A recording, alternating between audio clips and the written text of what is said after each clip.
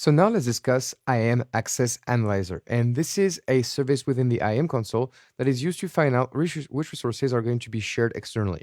So this applies with S3 buckets, IAM roles, KMS keys, Lambda functions and layers, SQS queues, and secrets manager secrets. So the idea is that some of these obviously can have resource policies attached to them, or they can be shared with other accounts. But sometimes you forget about sharing these items, and it can be a security risk for your company because some of the data may be accessible by external sources. And so you define a zone of trust, which is going to correspond to your AWS accounts or your entire AWS organization. And then anything outside your zone of trust that has access to the resources said above are going to be reported as findings. So for example, we have an S3 bucket. We can share it with a specific role, a user, an account, an external client by IP, or a VPC endpoint. But if we define the zone of trust to be our account and only the role, the user, and the VPC endpoints are within our account, then the account and the external client are going to be flagged as a finding, and you can look at it within the console to take action if you think this is a security risk. So in the IAM console, on the left-hand side, you have Access Analyzer, and here you can create your first analyzer. So you name it Console Analyzer. This is free, by the way, to enable. The zone of trust is going to be the current account right now, and the findings are going to be reported outside of your zone of trust. You can add tags to the analyzer, but we don't need to. And then I'm going to create the analyzer.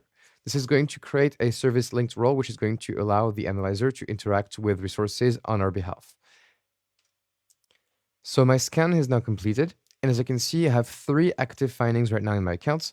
So 1 SQS queue and 2 S3 buckets are shared with all principals. So this one is shared through a bucket policy, and this one doesn't say how. And this is write access, and this is read access. So it's very interesting. For example, let's consider this SQS queue called demo S3 notification. So we can click here to have a link directly into the resource, and then go here, and then go to access policy.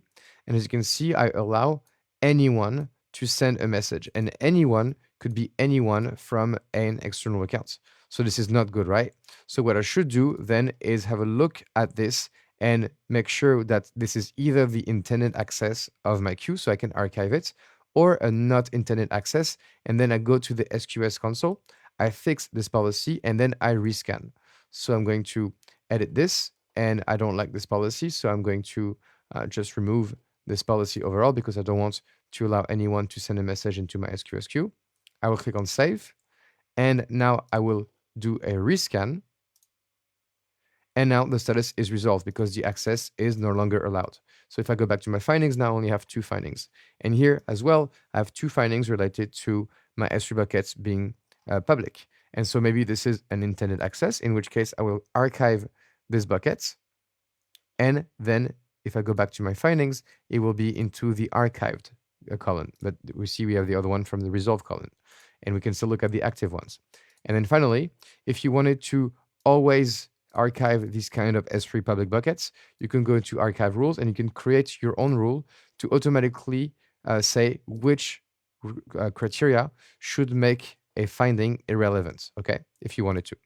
So that's it for this lecture. I hope you liked it, and I will see you in the next lecture.